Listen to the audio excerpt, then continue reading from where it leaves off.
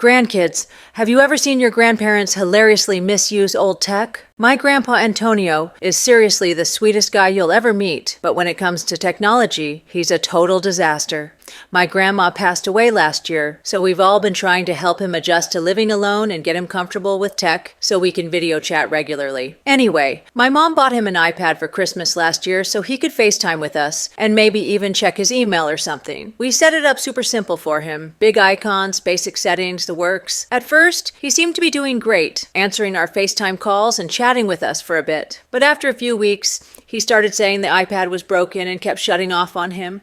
We figured he probably wasn't charging it, or the battery was just old. My mom tried to help over the phone, but Grandpa kept getting more and more frustrated and said we needed to come see it in person. My parents live out of state now, and my brother Ryden was tied up with his kids. So it fell to me to be the family tech support. Yay me, LOL. The problem was, I was already swamped with my own stuff and honestly kept putting it off because driving to Grandpa's takes an hour each way. I know that sounds awful, but I thought it was probably something super simple that could wait until my next visit. I'd call him every couple days, and he'd jump right into complaining about the broken iPad and how he couldn't use it anymore. Eventually, I promised I'd come that weekend, but then he called me on Thursday night, really upset, saying he needed help now because he was trying to look at some old family photos my cousin Mara had sent him. He sounded so genuinely upset that I felt bad and decided I'd go first thing Friday morning. I got to his house around 10 a.m. and he was so happy to see me, practically dragging me inside to show me the broken iPad situation. His excitement was honestly kind of sweet, not gonna lie. Already mentally preparing myself for something ridiculously simple,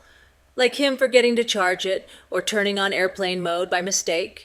So, we get to the living room and I'm scanning around for the iPad and he points over to this old wooden TV stand across the room and says it's in there. I'm confused because why would he put the iPad inside the TV stand? But I walk over and open the cabinet doors and right there, perfectly centered on the middle shelf, is a picture frame, no iPad in sight. It's one of those early digital photo frames from 2008 that my mom gave to him and Grandma years ago, the kind that loads pictures with an SD card. I just stand there for a minute trying to figure out what I'm looking at, and when I turn around, Grandpa's standing there all proud and says that Mara sent him new pictures for the iPad last month, but they only show up for a few seconds before disappearing. He presses the power button on the frame, and sure enough it turns on, shows a photo for about 5 seconds, and then goes back to sleep mode because that's what digital frames from 2008 do. I'm trying so hard not to laugh because it hits me. He's been thinking this old digital frame is the iPad we gave him for weeks, and every time he tried to use it, it would just show a photo and then go black again, which he thought meant it was broken. But wait, it gets better. I ask him where the real iPad is, thinking maybe he just put it away somewhere when he got frustrated with it. He looks at me, totally confused, and says, "That is the iPad, Julie. You all gave it to me for Christmas." I'm literally biting my cheek to keep from laughing out loud as I gently explain that no, that's an ancient digital picture frame, not an iPad. The iPad is a flat tablet computer. He looks genuinely shocked and says, "But it shows pictures like you said it would." I ask him where he thinks he's been FaceTiming us from for the past few months if this was the iPad. That's when the light bulb goes off in his head. His eyes get huge and he hurries off to his bedroom, and I follow him to see him pulling open his nightstand drawer. There, buried under some magazines and old mail, is the actual iPad. Perfectly fine, just needed a good charge. He looks at me with this bewildered expression and says he thought he had 2 iPads. The big one in the living room for photos, the digital frame, and this small one for the video calls. He truly had no idea they were 2 completely different devices from different decades. I plugged in the real iPad and tried to explain the difference while I was dying inside from laughter. And when I asked him why he never mentioned having 2 iPads during all those calls when we were trying to help him, he just shrugged and said he didn't want to make us jealous that he had 2 iPads